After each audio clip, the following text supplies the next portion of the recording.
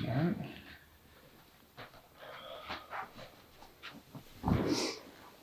Cheers. Cheers.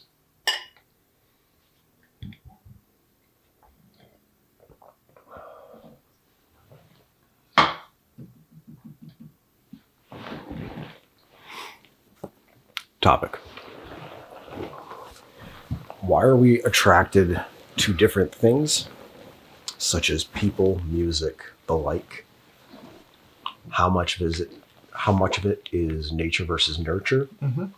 And a question I kind of have is, what is the nature aspect of it? That's a good one. Yeah.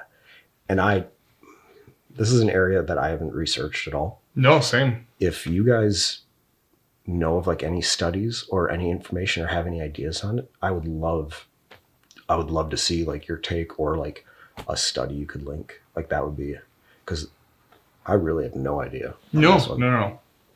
This one I have 2 weeks of a psych class base of knowledge here. But love the question.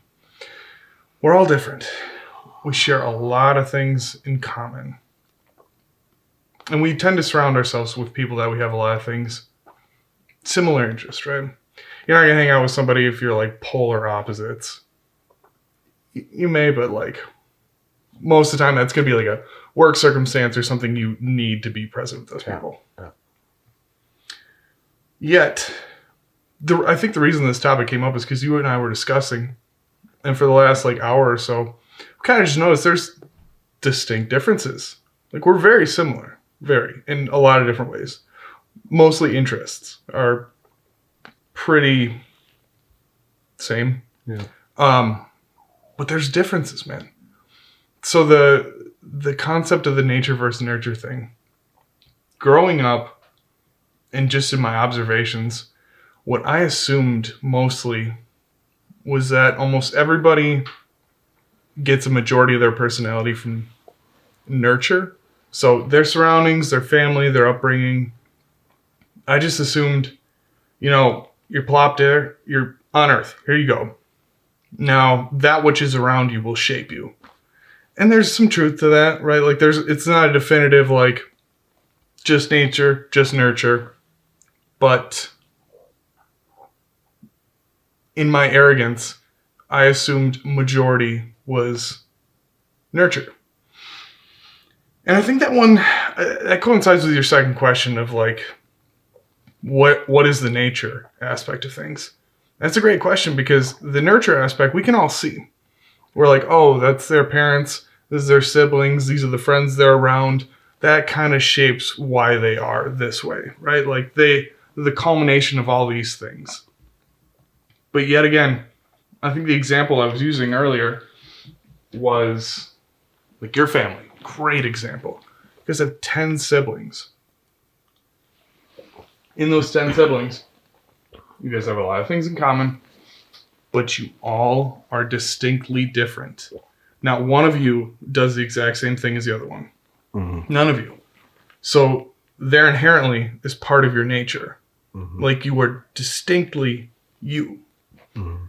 And I don't know what that is or where that comes from. Well, what I was thinking is, so if I believe that we are all made in the image of God, and he knew us before we were born, we were our own unique creation, then I got to understand that you're distinctly unique. Well, really, before you're even here, you are you. You're not the copy of this person or replicate of whatever. You're just distinctly you. But why do we end up in this state where because you are who you are, you're interested in what you're interested in? Mm-hmm. That I don't know yet. What are your thoughts there? I guess I have a question first. Yeah. To kind of open up a thought process. Mm-hmm. So, Zach, my twin brother, when we were in the womb, I was very active, kicking, moving around. They basically thought Zach might be dead. Didn't move at all.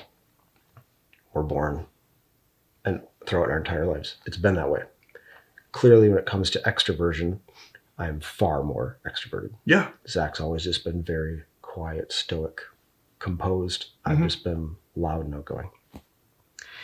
And so it's like, okay, you could kind of say that's due to biology, right? And I get that.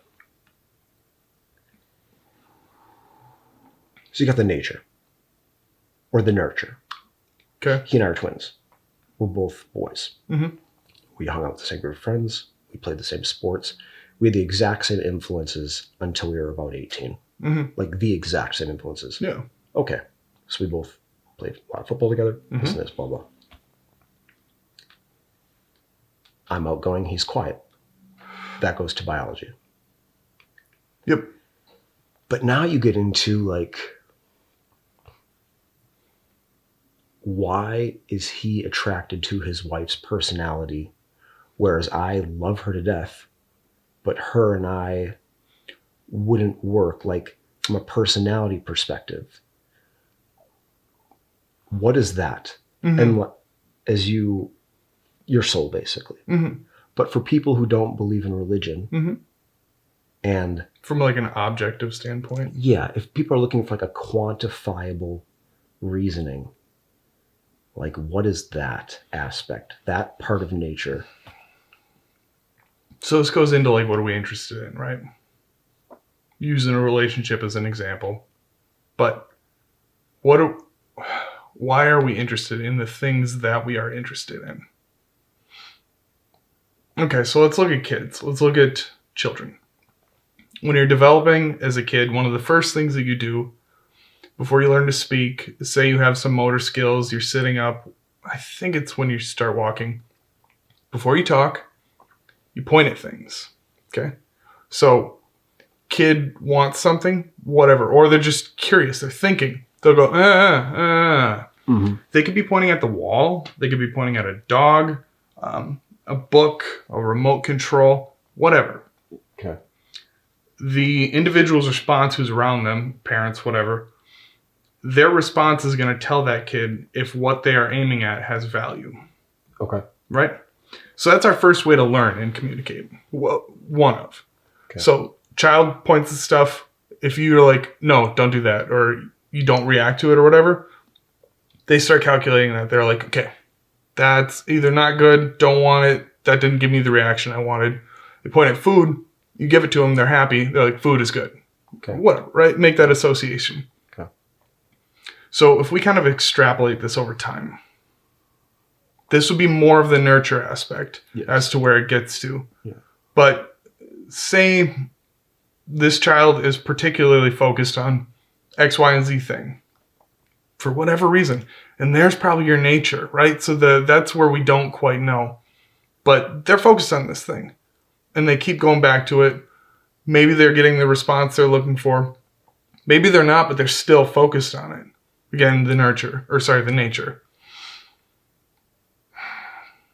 What about that do they hold on to? What is creating the value stream in their mind that says, this is what I want, or gives anything value? Why do they want that specific thing they're pointing at versus the next kid won't even notice it? Yeah. And here's an interesting thing. Why could you take two kids, same family, same upbringing, play a song? These kids can't talk yet. That's how young they are. Yeah. Play a song. One kid gets excited, likes the song. The other doesn't. Why? I guess just to play devil's advocate with this, can you say you've seen that before? The reason I ask that is like... No. Okay. But let's take this example. And I like the kid's example. I wish... Don't get me wrong. I'm guessing that's happened very well, hundreds of thousands of times. Let's take my siblings, for example. My sister, Maria, likes country music. Yep. I like a couple country songs, do not enjoy the genre at all. I just don't, right? Yep. Zach likes harder metal. And he has pretty much his entire youth and adult life. Whereas by age 22, I was Pulling back from that. Pulling back. And I never liked as hard as he did. As metal quite as hard as he did. Yeah. It's like, why do we have, and don't get me wrong, like certain influence from certain amount of nurture influence will lead us in different musical paths. You know, like, you know, you grow up on a field in Oklahoma, you're probably going to like country music. Right. You grow up on the streets of Detroit, you're probably not going to like country music as much. Right. You know? That's actually a good example. Okay, there. But now you take my siblings, for example. My twin brother and I, up until about 18, the exact same nurture. And yet we were even pulling away in our musical interests. Yeah. So then it's like, why? Why? Well, that speaks to your differences, right? We all have differences. We're all unique. Okay, digging into this. Okay. So there are things that you guys are better at and worse at and whatever. You have certain qualities about yourself. The big 5 personalities. Do you recall them? Neuroticism, openness, conscientiousness, agreeableness, extroversion. Thank you. So in those, you get those from who you are, right? They have their own attributes and features to them.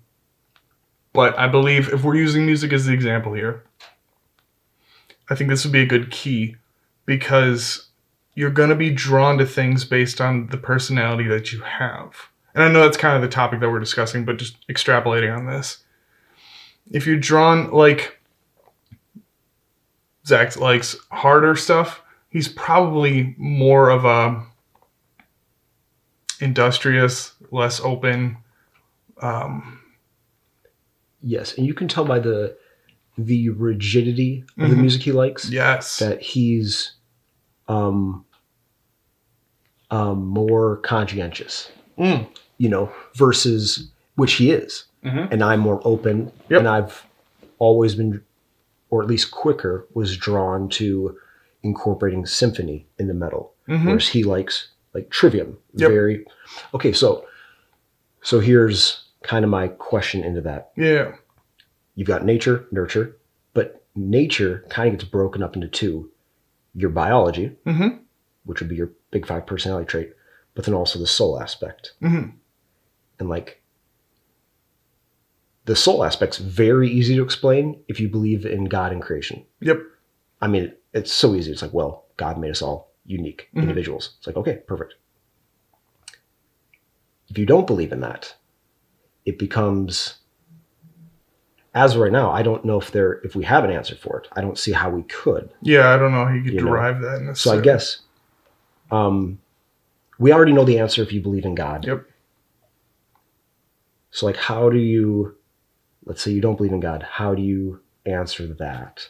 How do you make up for the soul? Yeah. What is the soul? If you couldn't use God as the reason, how do you explain it? The soul side of nature. So not the biology side, obviously. Yep. So not biology, the soul side. That is a good question. And the first thing that comes to mind is, did you ever watch Breaking Bad? Most of it, I didn't care for it. Okay, interesting. The girl I was dating at the time loved it, so she watched it. I watched it after I watched Game of Thrones. Okay, so it's like less. Yeah, so Game of Thrones has like 50 main characters, and then Breaking Bad has like 4, and I got so bored so fast. Yeah. The reason I bring that up is I remember distinctly one scene where they're calculating the chemical breakdown of the human body. Okay. Down to the 1,000th percent of like nitrogen, carbon, whatever. Oh, it's not 100% though, is it? Yeah, they get to the bottom and they're like, what is this 0.2%? And their answer was like, well, maybe that's the soul. That's super subjective and like it doesn't matter. It's anecdotal at best, but it's an intriguing concept to think about in the how do you describe a soul? So the Jewish people, their language is extremely interesting because they have a lot more simple words than we do, but those simple words have a vast amount of application. It's a really cool language. So when they use Yiddish, right? Maybe, I don't know. Okay. I'm thinking of like Hebrew. Okay. Hebrew. Yeah, actually. It is Hebrew? Okay. Yep. Their word for soul is nephesh. Don't ask me why I know that. But nephesh is the word for soul and pops up all the time in the Bible. Not that I'm trying to give the biblical description. I'm just using this as an example. Yeah. Nephesh to them is not how we think of the word soul. Okay. Like when we think of soul, it's like the ghost inside of us or something. Yeah. Like it's hard to quantify what the soul is. It's in our day and age, anyways. Is it even quantifiable? Right. So I don't think it is. The reason I bring up the Hebrew word nephesh, to them, the word soul is not how we see it. To them, like there's verses where they say, I'm going to totally misrepresent this, whatever. But you hit your nephesh against something, and they're meaning they bump their nose on something. So it's all of you, all of your being. It is not something inside you that is not tangible. It's both tangible and intangible. So it's both your flesh, your everything about you that's moving, but also it's, I guess you could chalk it up as consciousness. Like the thing about you that makes you human, right? So what is consciousness? That is a good question. And why do we have it? Again, my only description is from a biblical standpoint of like made in the image of God. Yeah. And that's what distinguishes us from animals. Yep. But I get the meaning of your question. Yeah, if you believe in God, it's a very easy question to answer. Right. So, okay, take the evolutionary track. We evolved from whatever. Like, I just don't know it well, so I can't speak to it well. But we evolved from apes, right? Into the humans that we are. And slowly over time, gain the knowledge we have. The part that I cannot speak to and I can't make the relation of is, at what point in time does it click to being more than just thought of survival to consciousness? Which also begs the question, are animals conscious? Yes, I would say they're conscious in the sense that like they understand what they're doing to whatever degree they do. But do they have consciousness, self-awareness, things like that? And can it override their biology? Great questions. Way above my pay grade. Yeah. But just playing with the idea. Because if they do, then it's like, well, that wasn't a question. We just physically evolved from primates, and we always had consciousness. But if you say no, animals don't have consciousness, or at least even if you say they don't have it to the degree that we do, why did ours increase? Right. Or what is the distinguishing feature between ours and animals? Yeah. Like what's different from our level of thinking to an ape's level of thinking? And why did we need it? Why did we need to grow it? Sure. I don't know that I can answer the why right now. Maybe we'll get to it. But from the what's the difference? It has to be some level of self-awareness. But I gotta imagine an ape is aware of its own self. Right? Like, here's a question. Do you think animals give each other names?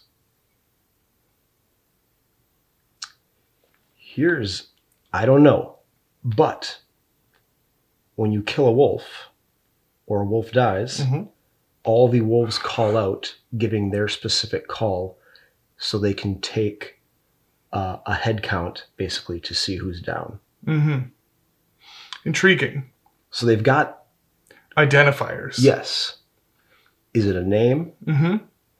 Well, what's the difference? You have your identifier. Your name is your howl, your specific sound. That's intriguing.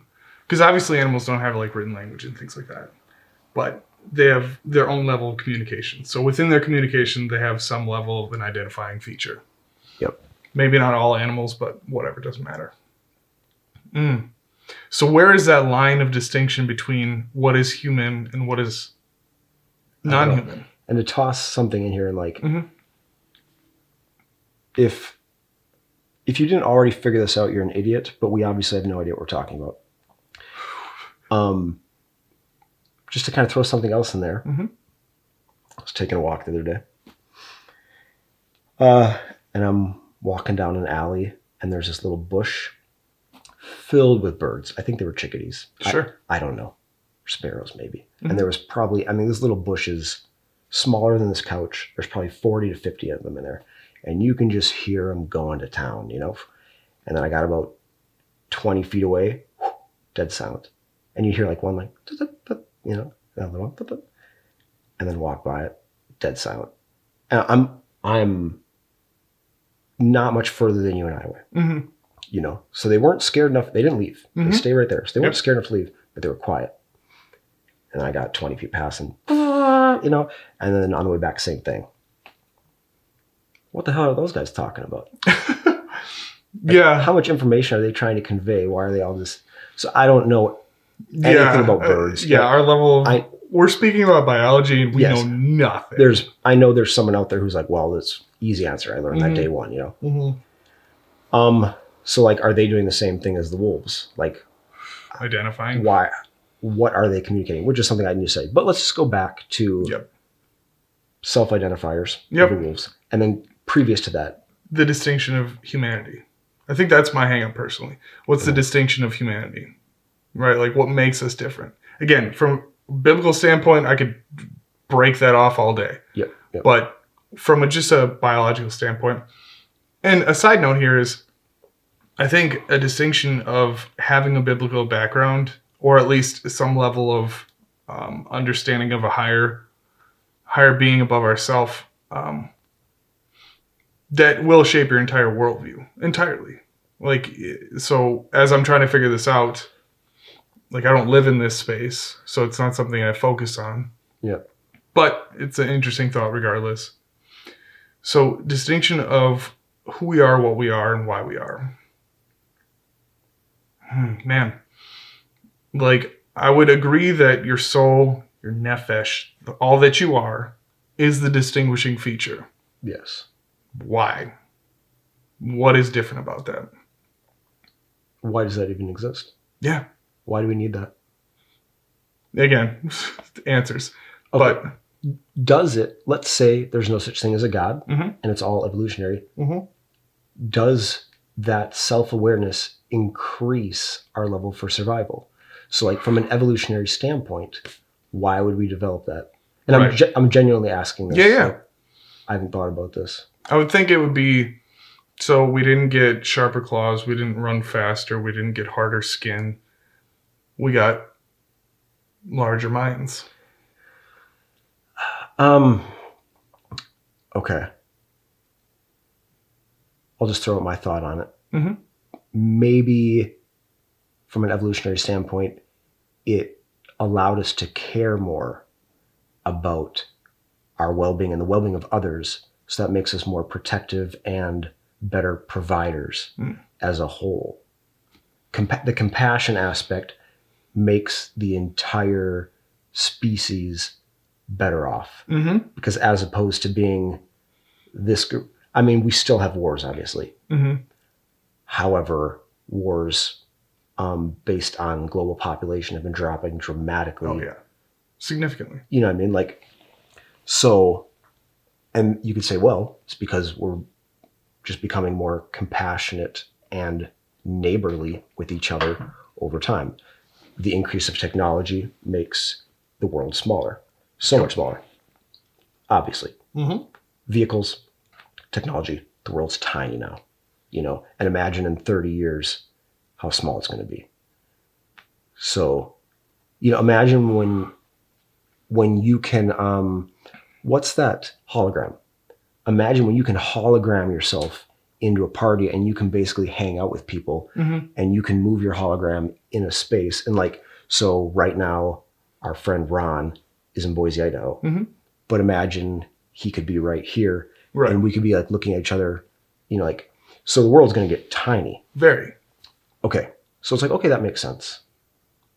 So I guess that kind of answers that question that I have of sure. As to why we would have developed that for survival aspects. However, I don't buy that. I personally just don't think that's the case. Right. So removing that option, what is it? Man, that's a great question of life, right? Here's a question. Do you, excluding the option of us being created by a deity in his likeness, do you think that question can be answered?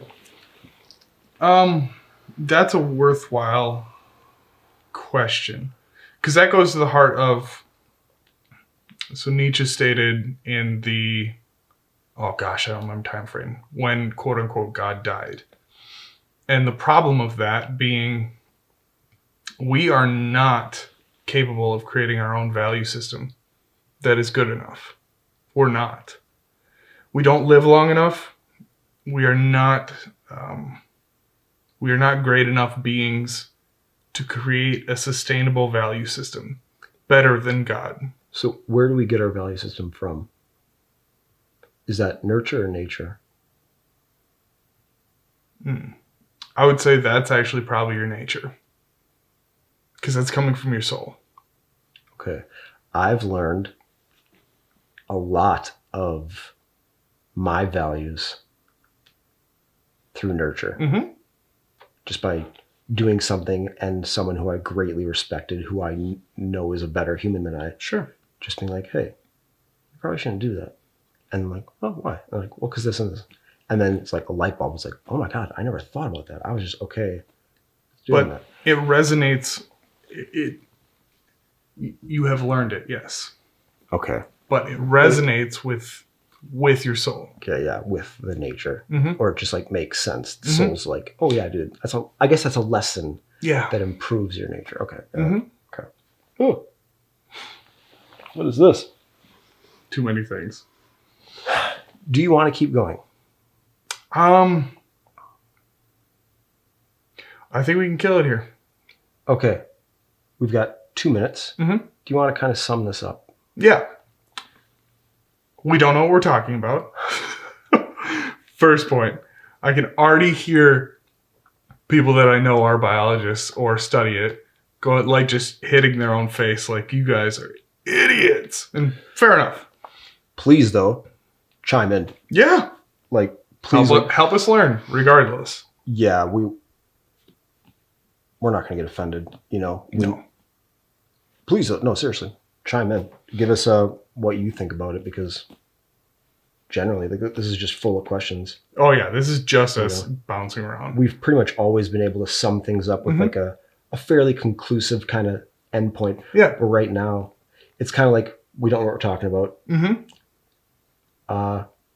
It's open-ended. Yeah. That is what this is open-ended. Yeah, this is the first one we're ending where we're kind of admitting defeat, if you will. Kind of I don't know. We don't know. We don't know. Bouncing around ideas. Very interesting. And I don't think it would matter how much longer we talked about it. I don't think we'd be able to probably piece little things together. But overall, we just don't know. No.